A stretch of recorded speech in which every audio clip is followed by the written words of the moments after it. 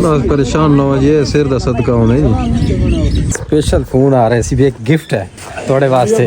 एक गिफ्ट हूँ लैन आया ते चाचा रिशाद फुल देसी माहौल दे नाल आप आ गए हैं। चौथी चौथी बन लईए, माई सुभान लगे, अल्लाह खैर करे। जुम्मत मुबारक की सुबह सुबह नमाज फजर अदा की और कुरान मजीद की तिलावत करने के बाद मैं रूटीन के साथ पहुंचा बकरियों और मुर्गियों वाली हवेली में, और मैंने अपनी मुर्गियों को जाली वाले कमरे से निकाला, उनको खुराक डाली और ड्रेसिंग चेंज की। उसके बाद मैं सफाई करना शुरू हो गया, क्योंकि ये मेरी आदत है कि मैं बकरियों और मुर्गियों वाली हवेली को क्लीन एंड क्लियर रखता हूँ। इससे मेरी एक्सरसाइज भी हो जाती है और मेरी सफाई वाली आदत भी पूरी हो जाती है। सफाई करने के बाद मेरी जो हालत हो जाती है उसका अंदाजा आप मुझे देख लगा सकते हैं। और ये जो मेरा डॉगी है ये मेरी मजबूरी है, मेरा शौक नहीं है, क्योंकि मैंने पिछले व्लॉग में आपको बताया था कि एक बिल्ली ने मेरा बहुत ज्यादा नुकसान कर दिया, तकरीबन मेरे 30 से 35 चूजे खा गई है। उस बिल्ली से अपने चूजों को महफूज रखने के लिए मुझे मजबूरन डॉगी रखना पड़ा। खैर मैं चला घास लेने, तो बच्चे डॉगी को भी साथ लेके आ गए। मैंने अपनी बकरियों के लिए घास काटा, उसको कुचल कर अपनी बकरियों को डाला।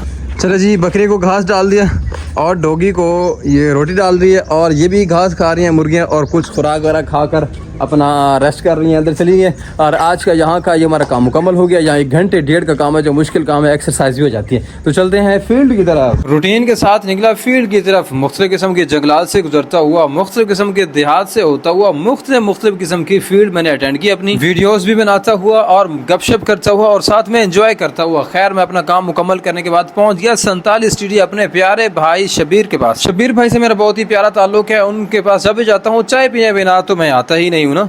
एहसास और इंसानियत इसको बोलते हैं। कितने खूबसूरत भी लग रहे हैं घर के ऊपर, और परिंदों के लिए घोंसले टाइप इन्होंने डिब्बे से रखे हुए हैं, और इसके अंदर परिंदे आके बैठते हैं, और छत के ऊपर उन्होंने पानी भी रखा हुआ है, दाना दुनका भी रखा हुआ है।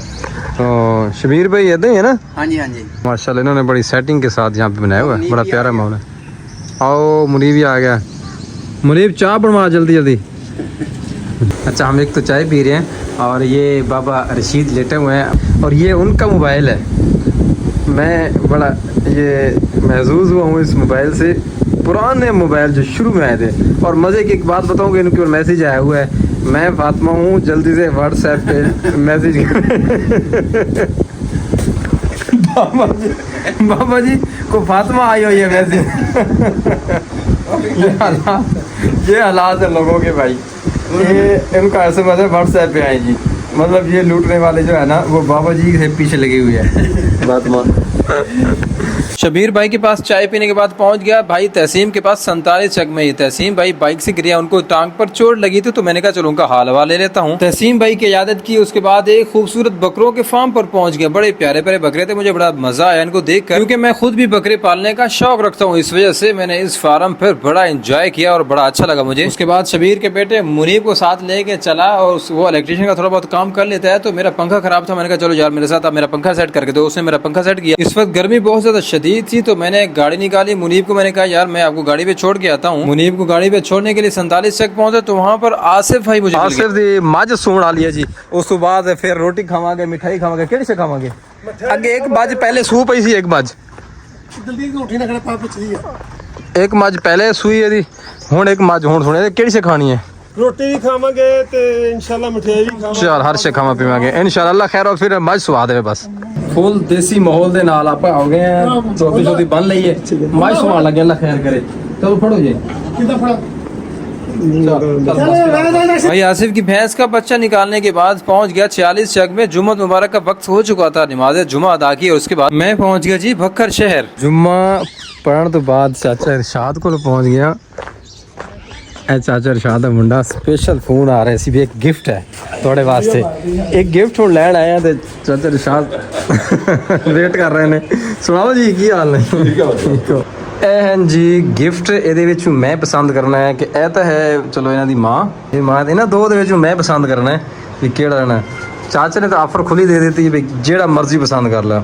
ए शेर कलर और ए सुरमई कलर। हुण दसना तुसी है कि मैं केड़ा लवां। मेरा तो दिल कर रहा है मैं ए लै जावां। आखिरकार फैसला होया।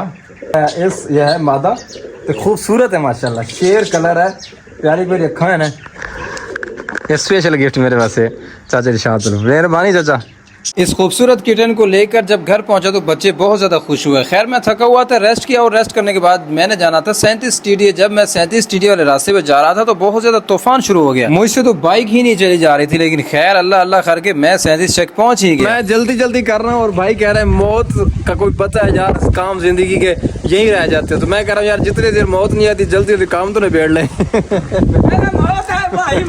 वो कहते यार रास्ते में मौत आ जाए, अल्लाह ने मौत तो देनी है, चलो यानी कि यार रास्ते में मौत आ गई, काम जितने जल्दी हो जाए वो तो ज्यादा बेहतर है। इंसान की जिंदगी का क्या पता, लेकिन ये काम तो जिंदगी का हिस्सा है ना, ये तो करने ही पड़ते हैं। खैर 37 चेक में मैंने काम मुकम्मल करने के बाद पहुंच गया बाकर पुलिस से आगे चिराग वाला मोड़ पर। यहाँ पर अपना काम मुकम्मल करना था तो लेकिन नमाज असर का वक्त हो चुका था। घर के हवेली के अंदर मौजूद इस खूबसूरत मस्जिद में नमाज असर अदा की। उसके बाद मैंने जाना था एक गाँव बारे वाला, जहाँ पर हमारे प्यारे भाई असलम के पास पहुंचना था। वहाँ पहुंचने के बाद एक दुख भरी खबर मुझे सुनने को मिली कि उनकी बेचारे एक गाय जो है एकदम से गिरी है और वो मर गई। यकीन जानो पूरा दिन अच्छा गुजरने के बाद शाम के वक्त ये वाक़या देखकर दिल बड़ा उदास हो गया। गरीब घर के लिए एक गाय बहुत बड़ा आसरा होती है, बहुत बड़ा सहारा होती है। सब घर वाले गाय की वजह से बहुत ज्यादा परेशान थे और एक बुजुर्ग माँ बेचारी रो रही थी। मैंने उस अम्मा जान को बड़ा हौसला दिया कि अम्मा जान, जो अल्लाह ताला इंसान को देता है वही ले लेता है और फिर वही दे देता है, और ये किसी जानवर का चले जाना इंसान के सर कसद का होता है, इंसान के ऊपर बहुत बड़ी मुसीबत टल जाती है। खैर रिस्क तो हर इंसान को प्यारा होता है, तो तकलीफ तो जरूर होती है। शाम का वक्त हो चुका था और मैं वापसी की तरफ आ रहा था। मौसम भी बड़ा प्यारा हो चुका था और बारिश हो चुकी थी और मैं पहुंचा घर, क्योंकि मैंने बकरी को घास वगैरह डालना था। अपनी बकरी को घास डाला और खाल डाली। मैंने कहा क्योंकि आज रोमांटिक मौसम है, चलो खाल के मजे लें। बकरियां मजे से खुराक खा रही थी और मुर्गियां जो अपने जाली वाले डरबे के अंदर मजे से बैठी थी। और मैंने यहाँ पर अपने व्लॉग का इख्तिताम करना चाहा। आप सब दोस्त मेरी मुर्गियां और बकरियों के लिए माशाल्लाह बोल दें, जज़ाकल्लाह।